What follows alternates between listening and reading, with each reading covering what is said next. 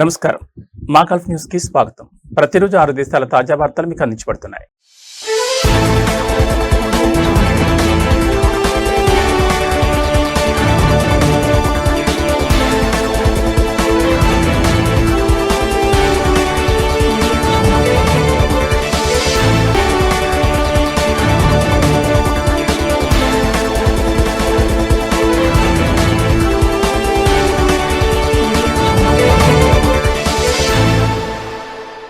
ఎండాకాలంలో డెలివరీ రైడర్ల సంక్షేమాన్ని దృష్టిలో ఉంచుకుని Dubai roads and transport authority కీలక కార్యక్రమం చేపట్టింది.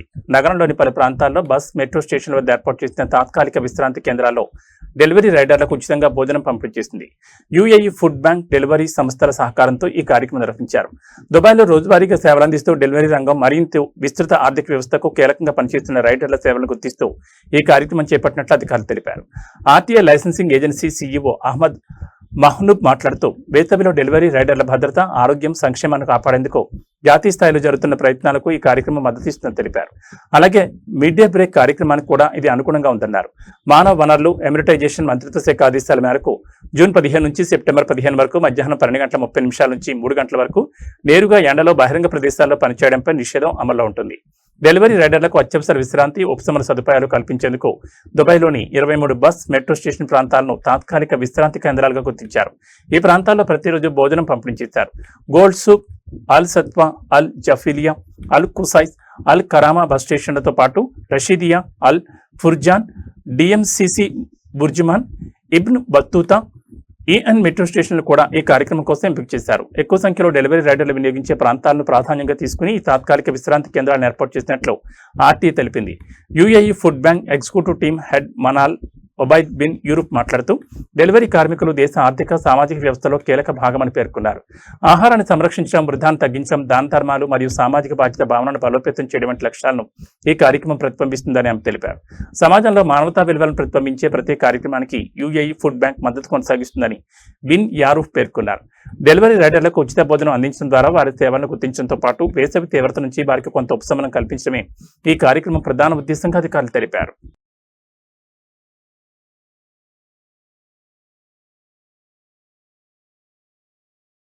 ఒమన్ రాయల్ ఎయిర్ ఫోర్స్ కు చెందిన విమానం అత్యవసర వైద్య సేవల్లో భాగంగా 2 పౌరులను ఆసుపత్రికి తరలించింది.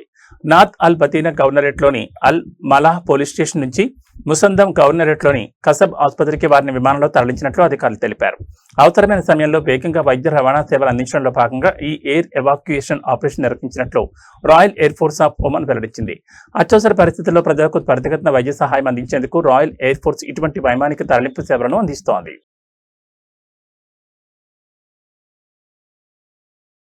రోడ్డు భద్రతను మెరుగుపరచడంతో పాటు ట్రాఫిక్ ప్రమాదాలను తగ్గించే చర్యల్లో భాగంగా కువైట్ జనరల్ ట్రాఫిక్ డిపార్ట్మెంట్ దేశవ్యాప్తంగా ట్రాఫిక్ సిగ్నల్స్ వద్ద ఎలక్ట్రానిక్ ఫ్లాషింగ్ సిస్టమ్ను అమల్లోకి తీసుకొచ్చింది. రోడ్లపై ప్రయాణించే వాహనదారుల ప్రాణాలు, ఆస్తులను రక్షించడమే ఈ వ్యవస్థ ప్రధాన ఉద్దేశమని ట్రాఫిక్ కంట్రోల్ డిపార్ట్మెంట్ అధికారి మేజర్ ఇంజనీర్ మహ్మద్ అల్ ఘనీం తెలిపారు. సిగ్నల్ మారడానికి ముందుగానే డ్రైవర్లను అప్రమత్తం చేసేందుకు ఈ ఎలక్ట్రానిక్ హెచ్చరిక వ్యవస్థ ఉపయోగపడుతుందని వివరించారు. ట్రాఫిక్ సిగ్నల్స్ వద్ద వాహనాలు అకస్మాత్తుగా ఆగిపోవడం వల్ల ప్రమాదాలు పెరుగుతున్నట్లు అధికారులు గుర్తించారు. దీంతో ప్రమాదాలకు కారణాలను అధ్యయనం చేసి వాటిని నివారించేందుకు ముందస్తు హెచ్చరిక వ్యవస్థను ప్రయోగాత్మకంగా అమలు చేశారు. మొదట కొన్ని ప్రధాన సర్కిళ్లలో ఈ వ్యవస్థను ట్రయల్ ప్రాతిపదికన ఏర్పాటు చేశారు. పరిశీలనలో వెనుక నుంచి వాహనాలు ఢీకొనే ప్రమాదాలు గణనీయంగా తగ్గినట్లు గుర్తించారు. సిగ్నల్ వద్ద వాహనాలు ఆపి ఉంచిన సమయంలో మొబైల్ ఫోన్లు ఉపయోగించే ఉల్లంఘనలు కూడా తగ్గినట్లు అధికారులు తెలిపారు. ట్రయల్స్ విజయవంతం కావడంతో ప్రస్తుతం కువైట్లోని చాలా ట్రాఫిక్ సర్కిళ్లకు ఈ వ్యవస్థను విస్తరించారు. మిగిలిన ప్రాంతాల్లోనూ అమలు చేసేందుకు చర్యలు కొనసాగుతున్నాయి. కొత్త వ్యవస్థలో ట్రాఫిక్ సిగ్నల్ వరుసగా 5 సార్లు ఫ్లాష్ అవుతుంది. రెడ్ సిగ్నల్ వైపు వస్తున్న డ్రైవర్లకు ముందుగానే ఆగేందుకు హెచ్చరిక అందుతుంది.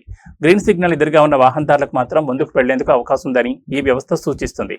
అయితే ఫ్లాషింగ్ హెచ్చరికను దాటి వెళ్లి ఆ తర్వాత సిగ్నల్ రెడ్ గా మారినప్పటికీ వాహనాన్ని ముందుకు నడిపితే రెడ్ లైట్ ఉల్లంఘనకు నమోదు చేసే అవకాశం ఉంటుంది. ట్రాఫిక్ పర్యవేక్షణ కెమెరాలు లేదా ట్రాఫిక్ ఆపరేషన్స్ విభాగం ద్వారా ఉల్లంఘనలను నమోదు చేస్తామని అల్ ఘనీం తెలిపారు. ఈ వ్యవస్థ ఏర్పాటు చేసిన సర్కిళ్లను ట్రాఫిక్ ఆపరేషన్స్ కంట్రోల్ విభాగాలు 24 గంటలు పర్యవేక్షిస్తున్నాయని అధికారులు వెల్లడించారు. వాహనదారులు, ఇతర వాహనదారులంతా ట్రాఫిక్ నిబంధనలు, అధికారుల సూచనలను తప్పనిసరిగా పాటించాలని అల్ ఘనీం కోరారు. అకస్మాత్తుగా వాహనాలు ఆగడం వల్ల జరిగే ప్రమాదాలను తగ్గించడం, వాహనదారులు, పాదచారుల ప్రాణాలను రక్షించడమే ఈ ఎలక్ట్రానిక్ ఫ్లాషింగ్ ప్రాజెక్ట్ ప్రధాన లక్ష్యమని ఆయన స్పష్టం చేశారు. కువైట్ అంతర్గత వ్యవహారాల మంత్రిత్వ శాఖ జనరల్ ట్రాఫిక్ డిపార్ట్మెంట్ రోడ్డు భద్రతను మరింత పెంచేందుకు నిరంతరం చర్యలు కొనసాగిస్తున్నాయని అధికారులు తెలిపారు.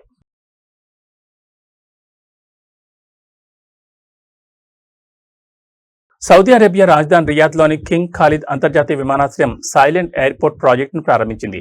ఇందులో భాగంగా టెర్మినల్ 5లో తొలి దశను అమలు ప్రారంభించినట్లు విమానాశ్రయ అధికారులు తెలిపారు. ప్రయాణికులకు మరింత ప్రశాంతమైన, సౌకర్యవంతమైన ప్రయాణ అనుభవాన్ని అందించడమే ఈ ప్రాజెక్టు ప్రధాన లక్ష్యమని అధికారులు వెల్లడించారు. ఇందులో భాగంగా విమానాశ్రయంలో చేసే సాధారణ పబ్లిక్ అనౌన్స్మెంట్లను తగ్గించి వాటిని ప్రధానంగా డిపార్చర్ గేట్లకు పరిమితం చేయనున్నారు. అదే సమయంలో విమానాల సమాచారం అందించేందుకు డిజిటల్ స్క్రీన్లు, ఇతర డిజిటల్ కమ్యూనికేషన్ మార్గాల వినియోగాన్ని పెంచనున్నారు. ప్రయాణికులు తమ విమానానికి సంబంధించిన తాజా సమాచారాన్ని తెలుసుకునేందుకు విమానాశ్రయం వాట్సాప్ నెంబర్ 92002090, అధికారిక వెబ్సైట్, విమానాశ్రయంలోని సూచిక బోర్డులు, అలాగే ఆస్క్ మీ టీమ్ సేవలను వినియోగించుకోవచ్చని అధికారులు తెలిపారు. సైలెంట్ ఎయిర్పోర్ట్ ప్రాజెక్ట్ తదుపరి దశల అమలుపై వివరాలను తగిన సమయంలో ప్రకటిస్తామని కింగ్ ఖాలిద్ అంతర్జాతీయ విమానాశ్రయం వెల్లడించింది.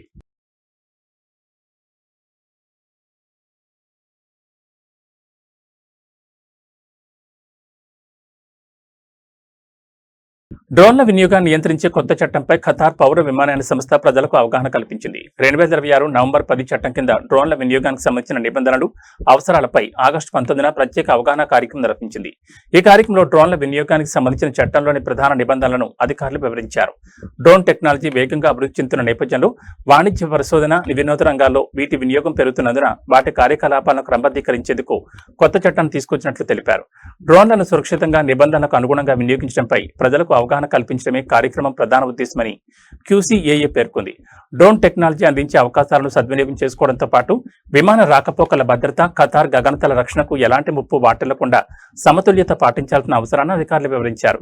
కొత్త చట్టంలో నిబంధనలు, అనుమతులు, అవసరమైన భద్రతా ప్రమాణాలపై ప్రజలకు అవగాహన పెంచడం ద్వారా ఖతార్లో డ్రోన్ కార్యకలాపాలను మరింత సురక్షితంగా, క్రమబద్ధంగా నిర్వహించేందుకు చర్యలు తీసుకుంటున్నట్లు QCAA వెల్లడించింది. వరుసగా సైరన్లు మోగుతుండటంతో వాటికి ప్రజలు అలవాటు పడిపోయి హెచ్చరికలను సాధారణంగా తీసుకోవద్దని బహ్రెయిన్ అంతర్గత వ్యవహారాల మంత్రిత్వ శాఖ హెచ్చరించింది. సైరన్ వినిపించిన ప్రతిసారి ప్రజలు అప్రమత్తంగా ఉండాలని సూచించింది. మొదటిసారి సైరన్ వినిపించినప్పుడు ప్రజలు వెంటనే స్పందించే అవకాశం ఉందని, అయితే హెచ్చరికలు పదే పదే వినిపిస్తే కొందరు వాటిని సాధారణ విషయంగా భావించే ప్రమాదం ఉందని కర్నల్ ఉసామా బహర్ అన్నారు. కొందరు తమ పనులను కొనసాగించడంతో పాటు పరిస్థితి ఏంటో తెలుసుకునేందుకు బయటకు వెళ్లే అవకాశం ఉందని పేర్కొన్నారు. అయితే బహ్రెయిన్లో ప్రజల వ్యక్తిగత భద్రతే ప్రధాన ప్రాధాన్యమని కర్నల్ బహర్ స్పష్టం చేశారు. ప్రజలను రక్షించేందుకే హెచ్చరికలు జారీ చేస్తున్నందున సైరన్ వినిపించిన ప్రతిసారి వాటిని తప్పనిసరిగా పాటించాలని సూచించారు. సైరన్ మోగినప్పుడు ప్రజలు ఇళ్ల నుంచి బయటకు రావద్దని అధికారులు స్పష్టం చేశారు. ఆకాశంలో అడ్డుకునే చర్యలకు సంబంధించిన శబ్దం వినిపించినా ఇదే విధంగా సురక్షిత ప్రదేశంలో ఉండాలని సూచించారు. ఇంట్లో ఉన్నంత మాత్రాన పూర్తిగా సురక్షితం ఉన్నట్లు భావించకూడదని కర్నల్ బహర్ హెచ్చరించారు. భవనాల పైకప్పులు, బహిరంగ ప్రదేశాలు, ప్రమాదానికి గురయ్యే ప్రాంతాల్లో ఉండొద్దని సూచించారు. సైరన్ మోగిన వెంటనే ప్రజలు బయట పరిస్థితిని చూడడానికి వెళ్లకుండా ఇంట్లోనే ఉండి సురక్షితమైన, రక్షణ కల్పించే ప్రదేశానికి చేరుకోవాలని అధికారులు సూచించారు. పదే పదే హెచ్చరికలు వినిపిస్తున్నాయనే కారణంతో వాటిని నిర్లక్ష్యం చేయడం ప్రమాదకరం. సైరన్ వినిపిస్తే అప్రమత్తంగా ఉండడం, బయటకు వెళ్లకుండా సురక్షిత ప్రదేశంలో ఉండడమే ప్రజల భద్రతకు కీలకమని పేర్కొన్నారు. ఇవి మా కల్ప న్యూస్ విశేషాలు. మరో బులెటిన్లో మళ్ళీ కలుసుకుందాం. నమస్కారం.